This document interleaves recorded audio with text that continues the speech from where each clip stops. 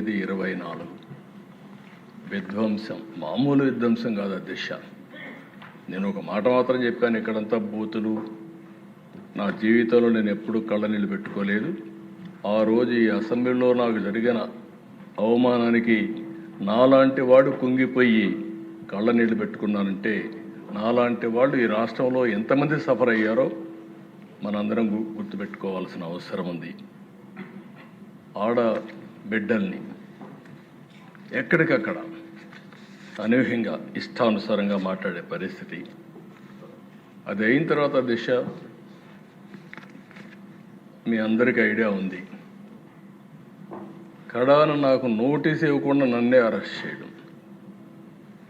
పవన్ కళ్యాణ్ గారు విశాఖపట్నం వెళ్తే ఆయన దిగనీయకుండా తిరిగి హోటల్లో ఉంటే బలవంతంగా పంపించడం. అలాంటి నాయకులు ఇప్పుడు నీతులు మాట్లాడే పరిస్థితికి వచ్చారు. నేను ఒకటే చెప్పాను అధ్యక్ష, నేను ఏ పని చేసినా, మా ఉప ముఖ్యమంత్రి కానీ కుండే వాళ్ళందరూ కానీ ఏ పని చేసినా ప్రజలను దృష్టిలో పెట్టుకొని చేస్తాను తప్ప నాయకుల్ని పార్టీలని దృష్టిలో పెట్టుకొని కాదని మరొక్కసారి మీ ద్వారా ప్రజలందరికీ విజ్ఞప్తి చేస్తాను అధ్యక్ష. ఆ రోజు మేము ఒకటే నిర్ణయించుకున్నాం, రాష్ట్రానికి తీవ్రమైన అన్యాయం జరిగింది. అందరం కలిసి ఒక సంకల్పంతో ముందుకు పోతే తప్ప రాష్ట్రాన్ని పునర్నిర్మాణం చేయలేం అనే ఏకైక సంకల్పంతో ఆలోచించాం. నేను ఆ రోజు జైల్లో ఉన్నప్పుడు నాకు బాగా జ్ఞాపకం అధ్యక్ష, పవన్ కళ్యాణ్ గారు బాలయ్య గారు ఇద్దరు వచ్చారు. వచ్చినప్పుడు పవన్ కళ్యాణ్ గారు బయటపోయి ఏది ఏమైనా ప్రభుత్వ వ్యతిరేక ఓటు ఒకటి కూడా డివైడ్ కావడానికి వీల్లేదు, మేము పొత్తు పెట్టుకుంటామని చెప్పిన వ్యక్తి పవన్ కళ్యాణ్ గారు అని చెప్పుకునే వ్యక్తి. ఆ తర్వాత బీజేపీ అందరం కూడా కలిసి ఎన్డీఏ కూటమిగా ఏర్పాటు చేశాం. అయితే ఆ దేశం మనం గుర్తుపెట్టుకోవాల్సింది, ప్రజలు ఎప్పుడు కూడా మనల్ని వాచ్ చేస్తూ ఉంటారు, సరైన సమయంలో సరైన నిర్ణయం తీసుకుంటారు. తెలుగుదేశం పార్టీ ఎన్నో విజయాలను చూసాం, కానీ 2024లో స్ట్రైక్ రేట్ మీరు చూస్తే 94% దేశ చరిత్రలో మొట్టమొదటిసారిగా ఇంత పెద్ద ఎత్తున అభ్యర్థులు గెలిచింది మొదటిసారి. అలాంటి మ్యాండేట్ ఇచ్చారు. ఇప్పుడే విష్ణుకుమార్ రాజు గారు చెప్పారు, అందరిలో ఉండాలి, అది నా మైండ్లో ఉండాలి, నీకుండే సభ్యుల మైండ్లో ఉండాలి, అందరి మైండ్లో ఉండాలి. తిరిగి వాళ్ళని ఏ విధంగా మనం ఆదుకోగలుగుతాం అని నిత్యం ఆలోచించాల్సిన అవసరం ఉంది. 20 నెలల దిశ పవన్ కళ్యాణ్ గారు 21 నెలలు అన్నాడు, కానీ నేను రోజు కూడా చెప్పబెట్టుకుంటున్నా. కరెక్ట్గా ఈ నెల 14వ తారీఖుకి ఈ గవర్నమెంట్ వచ్చి 20 నెలలు అవుతుంది, పూర్తవుతుంది. ఇంకా 4 నెలలు ఉంది 2 సంవత్సరాలకి మనం. అయితే ఆ దశ ఈ 20 నెలల్లో నేను 4వసారి ముఖ్యమంత్రి. ఈరోజు ఈ డెవలప్మెంట్ అంతా చేయగలిగామంటే నేను అందరిని అభినందిస్తున్నా.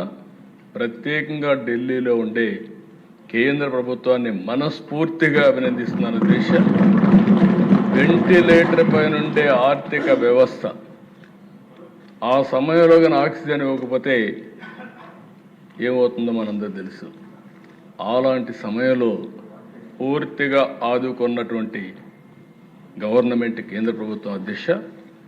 అయితే వాళ్ళు సపోర్ట్ చేసిన అధ్యక్ష, ఇక్కడ మనలో ఐకమత్యంగా ఉండి మనం ముందుకు పోకపోతే ఈ ఫలితాలు వచ్చేటివి కాదు.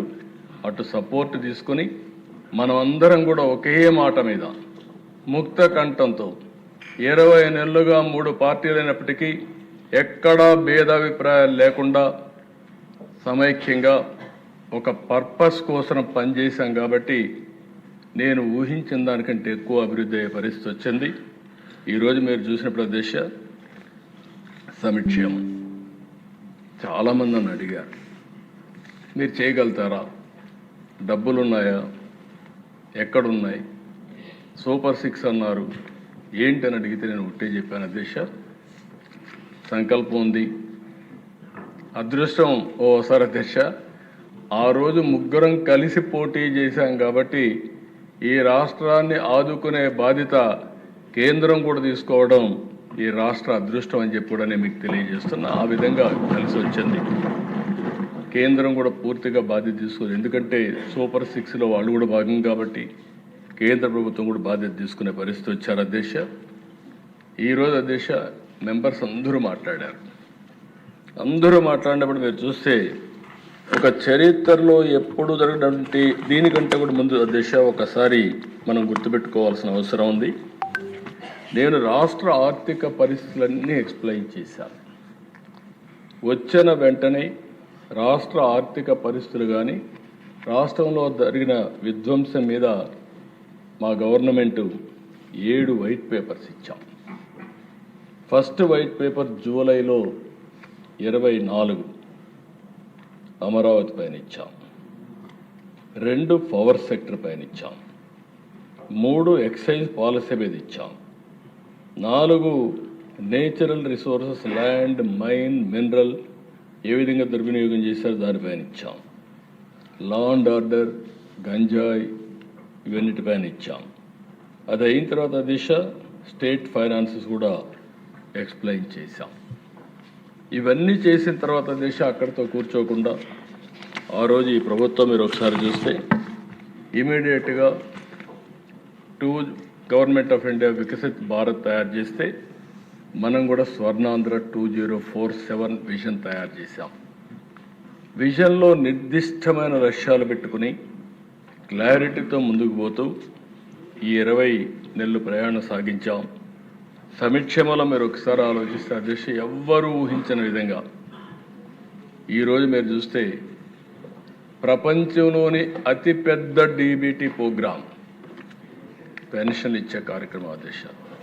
ఇప్పుడే పవన్ కళ్యాణ్ గారు చెప్పారు, మంచం మీద ఉండే వాళ్ళకి 15,000, సీరియస్ డిసీజెస్ ఉండే వాళ్ళకి 10,000, 4,000 మామూలు వాళ్ళకి, దివ్యాంగులకు 6,000, మొత్తం కలిసి ఎవ్రీ మంత్ దిశ 2,700 నుంచి 800 కోట్లు, సంవత్సరానికి దగ్గర 33,000 నుంచి 34,000 కోట్ల రూపాయలు ఇచ్చే ఏకైక ప్రభుత్వం భారతదేశంలో మన ప్రభుత్వం దిశ. దీని మీద కొంతమంది మాట్లాడుతున్నారు.